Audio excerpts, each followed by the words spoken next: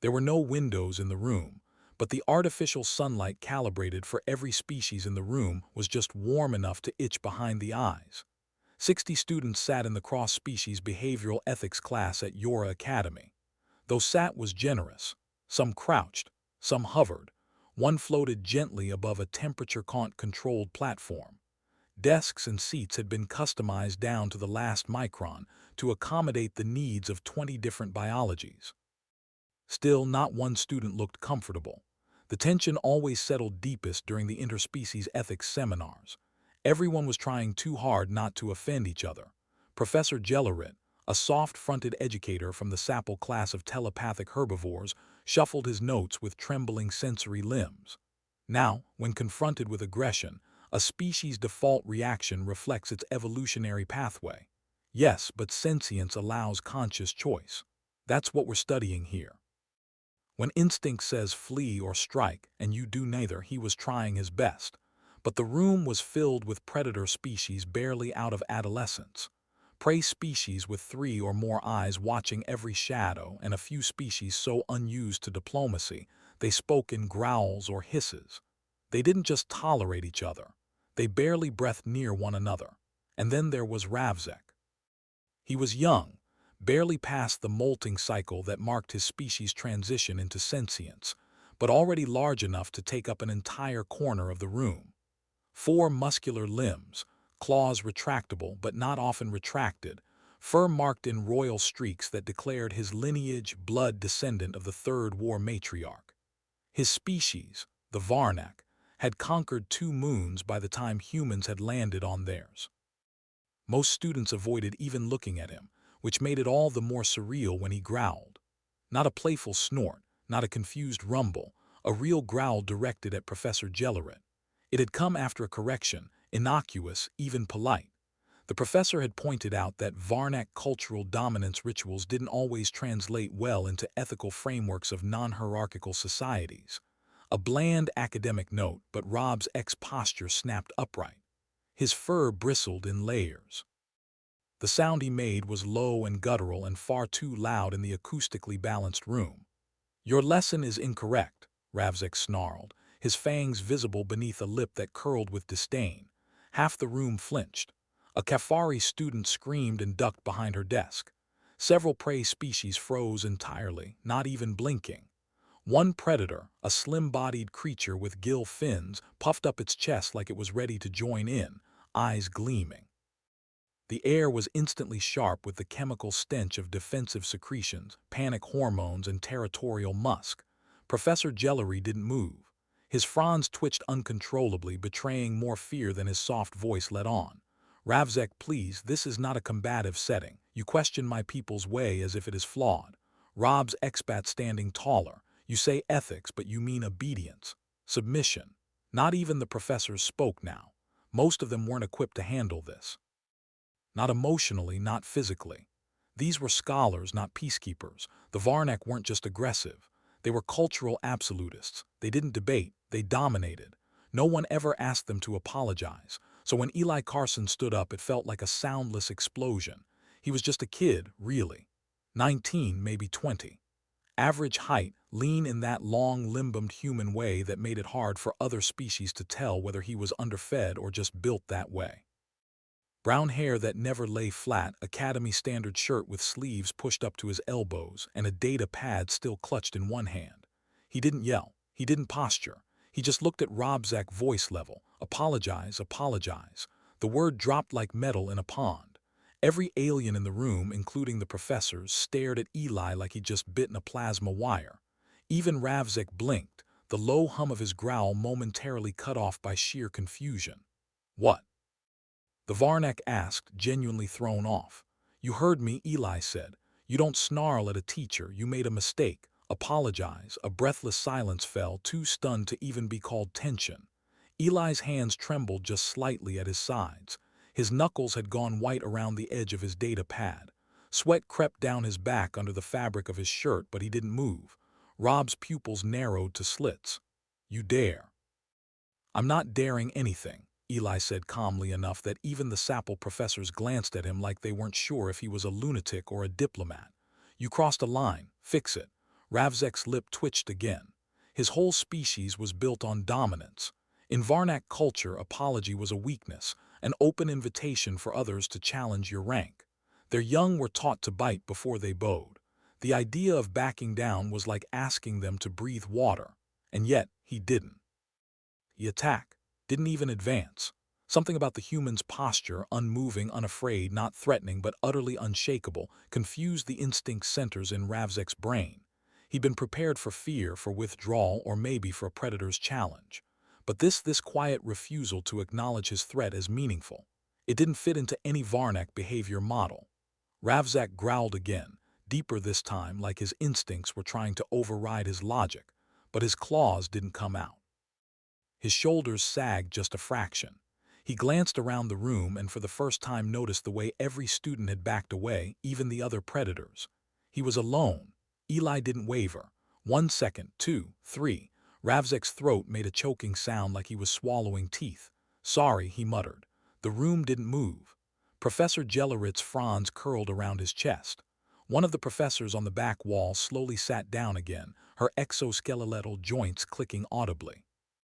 The prey species didn't even seem to understand what had happened. "And Eli," he just nodded. "Thank you," he said quietly. "Let's move on." It wasn't just a moment. It was an implosion of norms, a tectonic shift. Predators didn't apologize, not to prey, certainly not to teachers, and definitely not because a human told them to. The lecture technically resumed after that, but no one heard a word of it. The very air felt different. When class ended, there wasn't a rush for the door. Just students moving cautiously, glancing at Eli out of the corners of their eyes like he'd grown a second head. Ravzek lingered by the exit. He didn't look back, but he didn't snarl either. Outside, beneath the trio of moons rising over the domed Academy city, word spread fast. A Varnac cub apologized in public in front of prey because a human asked him to. No one knew what it meant yet, but everyone knew things had changed. The medical center on the east wing of Yora Academy was built like a bunker, reinforced walls, sterilized airflow, and individual atmospheric pods for patients who couldn't breathe standard air. It wasn't a place for minor bruises or casual checkups. It was for emergencies, cross-species injuries, infections that didn't respond to standard nanotherapy. It was where students went when instincts had won over restraint. Eli sat outside Pod 4, clutching an ice pack to his ribs. The incident hadn't escalated. Ravzek hadn't touched him, but the tension afterward had curled up and nested in his chest like a fist. His breath still hitched on the inhale, and the Academy's protocol was strict. Post-con psychological evaluation, physical check for adrenal overload, and mandatory rest period. Even if you were fine, especially if you claimed to be fine. The human medtech, a middle-aged woman named Dr. Rosario, gave him a look that could peel skin. "You're lucky your vitals didn't spike into arrhythmia," she muttered as she checked the readouts again. "Heart rate like that in a compressed emotional state. You're not brave, Eli. You're alive. That's different." "I didn't get hurt," Eli replied, wincing slightly as he shifted. His ribs protested more than he expected. "You didn't get bit," she corrected. "That's not the same." He didn't argue. The truth was, he'd barely held it together. His legs had gone numb by the time class ended. His hands still trembled when he wasn't paying attention, but something in him hadn't let him back down. Not because he thought he could win, because someone had to hold the line and no one else had stood up. "You're benched for 72 hours, Dr. Rosario said, handing him a medrip for residual adrenal toxin clearance. "That's 3 rotation cycles, no classes. You rest, you eat. You don't provoke any more walking nightmares." Eli managed a tired smile. "I'll try." Meanwhile, in the administrative subtier, the professors were panicking quietly. The ethics faculty had convened in a pressure-sealed room, normally used for interspecies grievance arbitration. Now they paced and whispered among themselves, flicking fronds, twitching antennae, shivering their heat pits. Cultural disturbance wasn't new, but this was seismic. "Does anyone understand why the Varnac cub didn't retaliate?" asked Professor Jarek, an aquatic species that had to remain in a mobile hover aquasphere. He could have torn the human in half. He was confused, hissed another. It short-circuited his dominance logic. He expected fear or challenge, not expectation. Professor Jeller hadn't spoken since entering the room. His soft fronds were wound tightly around one another in a posture of contemplation and regret. "I mishandled the topic," he finally said. "I forgot that some species interpret correction as public dishonor. That was my error." "No," said a sharp, clicking voice, Professor Tyven, one of the few predators among the faculty. "Your correction was academically sound. The Varnac's reaction was instinctual, but the human's response that was deliberate. They all turned." Him. Tyen tapped his claw against the table. "We have never considered humans as a mediating force. Their presence here was experimental, low threat profile, average adaptability. But this changes things. Will it destabilize the Varnac students?" someone asked. "Or calm them," said Jellerit. "If they begin to believe respect is not weakness." No one knew which way it would fall yet. 3 days later, Eli returned to the classroom. He walked slower than usual, mostly to conserve energy. The toxin clearance strips had left his muscles feeling like taffy, and the psychological evaluation had flagged his cortisol levels as excessively human. He still wasn't allowed into debate modules for another cycle, but everyone looked at him. Not just looked, watched, measured. A few predator species narrowed their eyes with something like curiosity. One prey student from the feathered Kala species offered him a protein bar wordlessly as he passed. He took it with a nod. Professor Jeller didn't mention the incident, but the seating chart had changed. Now Eli sat diagonally across from Roebuck. The Varnac cub hadn't said anything since the confrontation, but he watched Eli constantly, not with menace, just something unreadable. He didn't growl in class anymore. He didn't correct the teachers out loud, and his claws, normally unsheathed during periods of agitation, stayed hidden. That afternoon, the ripple effect began. In the hallway after class, a predator student from the Cravian species, scaled, silent, and infamous for 3 dual-related hospitalizations, accidentally bumped a smaller herbivore student while exiting the lecture hall. Normally, this would be ignored, maybe brushed off with a shrug. No apology. The medical center on the east wing of Yora Academy was built like a bunker, reinforced walls, sterilized airflow, and individual atmospheric pods for patients who couldn't breathe standard air. It wasn't a place for minor bruises or casual checkups. It was for emergencies, cross-species injuries, infections that didn't respond to standard nanotherapy. It was where students went when instincts had won over restraint. Eli sat outside Pod 4, clutching an ice pack to his ribs. The incident hadn't escalated. Ravzek hadn't touched him, but the tension afterward had curled up and nested in his chest like a fist. His breath still hitched on the inhale, and the Academy's protocol was strict. Post-confrontation, psychological evaluation, physical check for adrenal overload, and mandatory rest period, even if you were fine, especially if you claimed to be fine. The human medtech, a middle-aged woman named Dr. Rosario, gave him a look that could peel skin. "You're lucky your vitals didn't spike into arrhythmia," she muttered as she checked the readouts again. "Heart rate like that in a compressed emotional state." "You're not brave, Eli. You're alive. That's different. I didn't get hurt," Eli replied, wincing slightly as he shifted. His ribs protested more than he expected. "You didn't get bitten," she corrected. "That's not the same." He didn't argue. The truth was, he'd barely held it together. His legs had gone numb by the time class ended. His hands still trembled when he wasn't paying attention, but something in him hadn't let him back down. Not because he thought he could win, because someone had to hold the line and no one else had stood up. "You're benched for 72 hours, Dr. Rosario said, handing him a medrip for residual adrenal toxin clearance. "That's 3 rotation cycles. No classes, you rest, you eat. You don't provoke any more walking nightmares." Eli managed a tired smile. "I'll try." Meanwhile, in the administrative subtier, the professors were panicking quietly. The ethics faculty had convened in a pressure-sealed room normally used for interspecies grievance arbitration.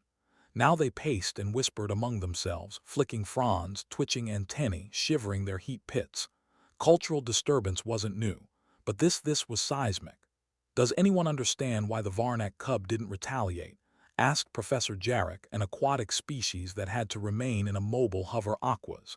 "He could have torn the human in half." "He was confused," hissed another. It short-circuited his dominance logic. He expected fear or challenge, not expectation. Professor Geller hadn't spoken since entering the room. His soft fronds were wound tightly around one another in a posture of contemplation and regret. "I mishandled the topic," he finally said. "I forgot that some species interpret correction as public dishonor. That was my error." "No," said a sharp, clicking voice. Professor Tyven, one of the few predators among the faculty. "Your correction was academically sound." The Varnac's reaction was instinctual, but the human's response that was deliberate. They all turned to him. Tyen tapped his claw against the table. "We have never considered humans as a mediating force. Their presence here was experimental, low threat profile, average adapt ability, but this changes things. Will it destabilize the Varnac students?"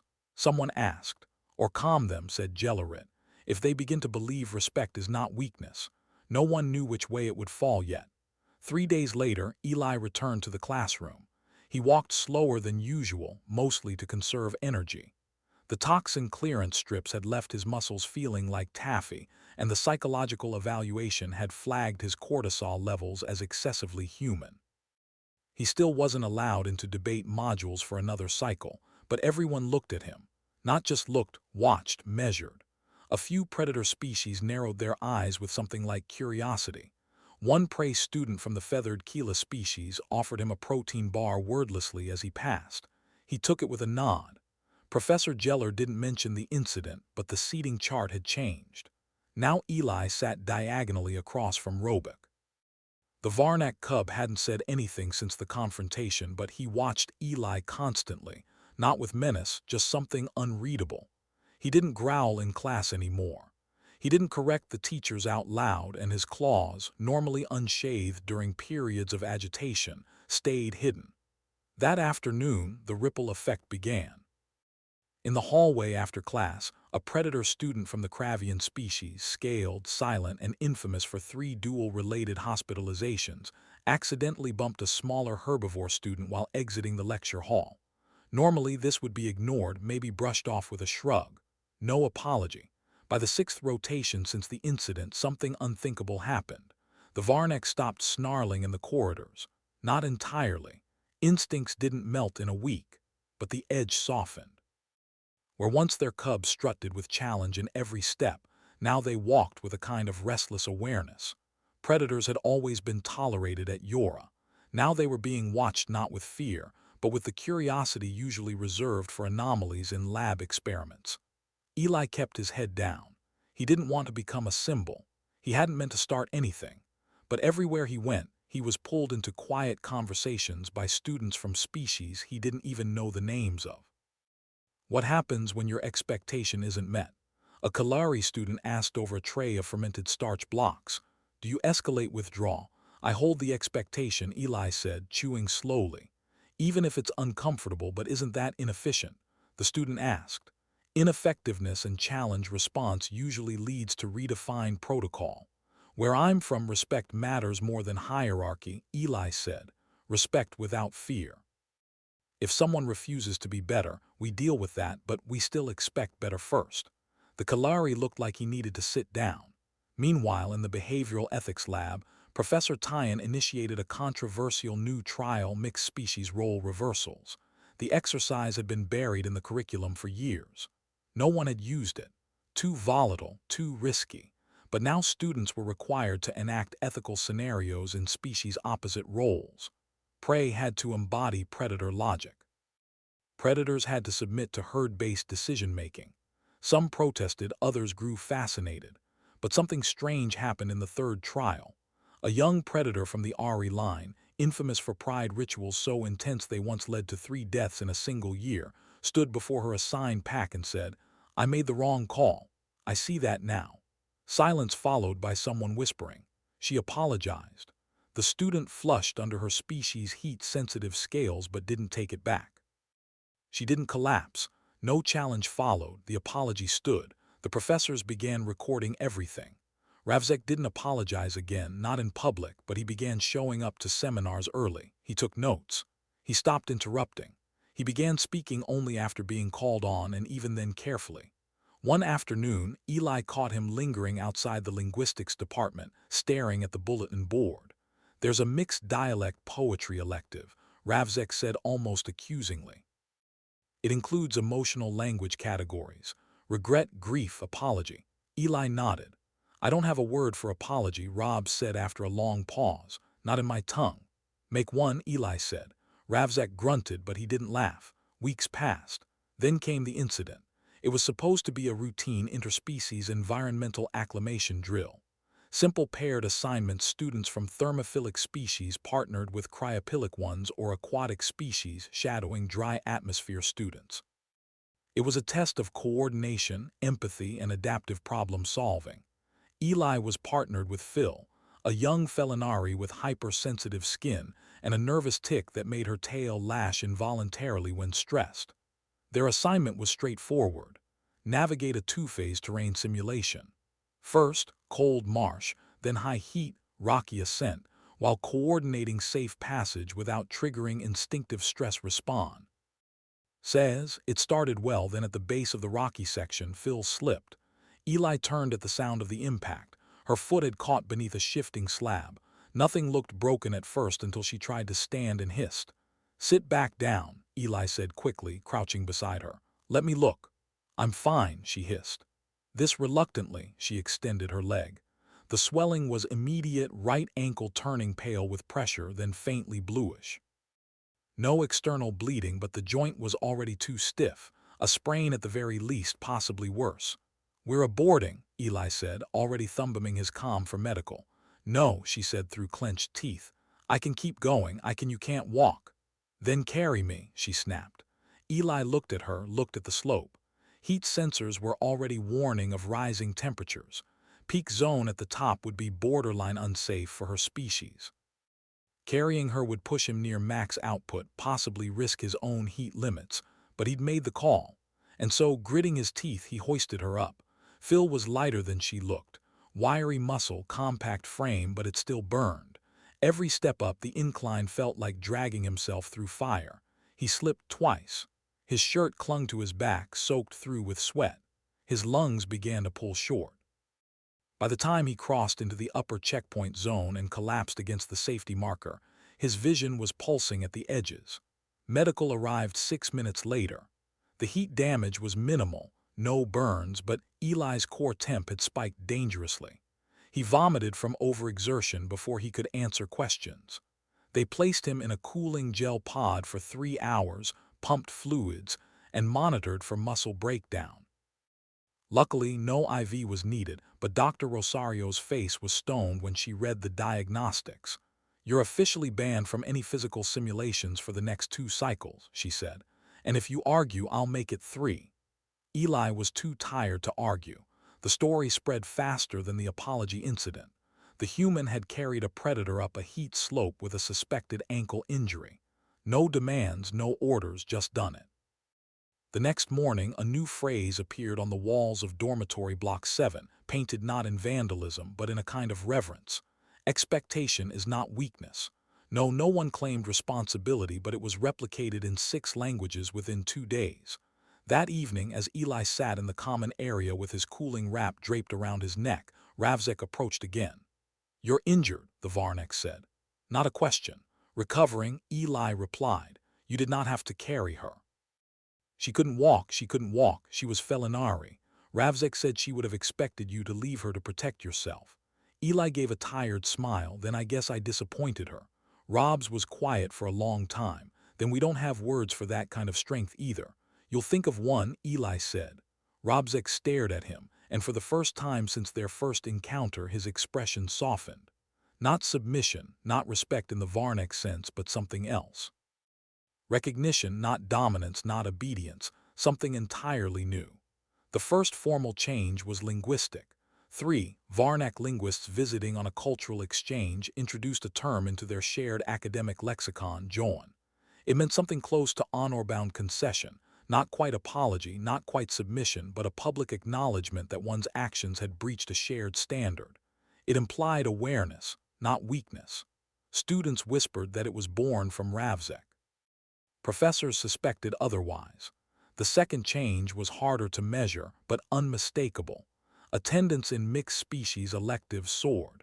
Students who had avoided cross-species interactions began initiating them. Conversations about accountability became common even among species whose cultures had never possessed a word for sorry. No one credited Eli openly. He never asked for it. But every corridor he walked echoed with subtle shifts that all pointed back to that single steady moment when he told a predator cub to apologize. And the cub had done it.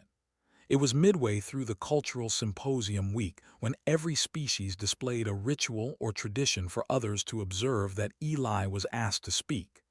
At first, he declined. Public speaking wasn't his strength, and the idea of explaining something as simple as expectation to a room full of diplomats and students from 15 planetary systems felt absurd. But Professor Jellerit asked again. And this time so did Ravzek. "It matters," the Varnac said, standing in Eli's doorway with arms crossed. "They'll listen to you. They've been watching you." Eli sighed. "That's the problem." "No," Rob said. "That's the opportunity." The auditorium held 500. More watched remotely. Eli stepped up to the speaking platform with his data pad in hand and nothing written on it. Just a blank screen and the weight of 1,000 expectations. Some silent, some whispered, all pressing in like growl. Vidi, he looked out at the sea of faces, some scaled, some furred, a few shimmering like heat waves. And in the middle of it all, Ravzek, arms crossed but eyes locked forward, unmoving. Eli took a breath. "You already know what happened," he began, "so I won't retell it. There was no movement, no fidgeting, just silence. But I want to talk about why. Why I stood up, why I said what I said, and why he," Eli nodded slightly toward Rob's, "chose to answer." A murmur went through the audience at the word chose. "I wasn't trying to dominate him," Eli continued. "I wasn't proving anything. I was just holding the line because if we don't call out behavior that breaks the trust in a room, then we're just waiting for someone else to pay the price for our silence." A few of the professors shifted, exchanging quiet glances. "I didn't expect to survive that moment," Eli said honestly. "My heart rate was spiking. My legs were ready to give. But something in me said, if I don't say it, no one will." He paused. "I didn't need Ravzek to be less Varnac. I needed him to be more of what his people want him to be. Strong, yes, but strong enough to be accountable. Strong enough to protect, not just to assert." Ravzek blinked slowly. His gaze didn't waver. And when he said sorry, even if he hated every part of saying it, he showed more strength than I ever could have imagined. Eli closed the data pad. "That's it. That's the speech." Silence, then a single voice. Professor Tyan clapped once. Then again it spread. Not a standing ovation, but enough. Enough to shake the walls with something other than fear. In the following weeks, the Academy implemented a new interspecies module, Yora, as a case study in evolved ethics. It featured cross-cultural exercises, apology modeling, and real-time simulations. Eli declined the offer to co-lead it. Instead, he focused on something else. Ravzek limped into the medbay 7 days later with a deep gash on his thigh training accident. He was growling under his breath about poor safety measures until he spotted Eli sitting on one of the benches, ankle braced, a compression boot on his foot. "What happened to you?" Ravzek asked. "Stress fracture," Eli said with a WSC. "I ran in gravity that wasn't calibrated. You didn't adjust. Didn't realize it until after. Hurts like hell." Ravzek sat beside him. Silence stretched between them, not awkward, just settled. Then, without looking at him, the Varnac muttered, "I understand now." Eli tilted his head. "Understand what?" "The difference between being feared and being respected." Eli raised a brow. "Yeah," Ravzek nodded once. "I prefer respect." Eli smiled. "Took you long enough." Ravzek grunted. "Careful, keep that tone and I might forget how civilized I've become." "Please don't," Eli said. "The doctors will put me on another 72-hour hold and I'm out of snack credits." For the first time, Ravzek laughed. A short, sharp, genuine bark of laughter. 3 months later, a delegation from the Varnac High visited the Academy. Word had reached them of a cultural compromise event that challenged their traditions. They requested a closed-door demonstration of the Joan module. At the end of the session, the senior matriarch, massive, scarred, terrifying, called Ravzek forward. "You apologized?" she asked, her voice low and thunderous. "I did," he said, "and I didn't die." The matriarch stared at him, then turned to the delegation. "Teach it to the others, teach it to the others." The room froze. One of the aides stammered, "Matriarch, the protocol." She raised a claw. Protocol is fear. We don't need more of that. We need to choose who we want to be. Later, Ravzek sat beside Eli in the grass just beyond the central dome, watching the moons rise in sequence. That was close, Eli said. I thought she might bite you. Same. They both leaned back. And for the first time there was no tension, no fear, just silence and trust. The day Eli graduated, he was handed a certificate with 2 signatures, Professor Jellerit's and Ravzek's. Underneath, a line had been handwritten in neat Varnac glyphs, then translated into standard Tan. Strength does not snarl, it stands. He didn't cry, but for a while he sat alone.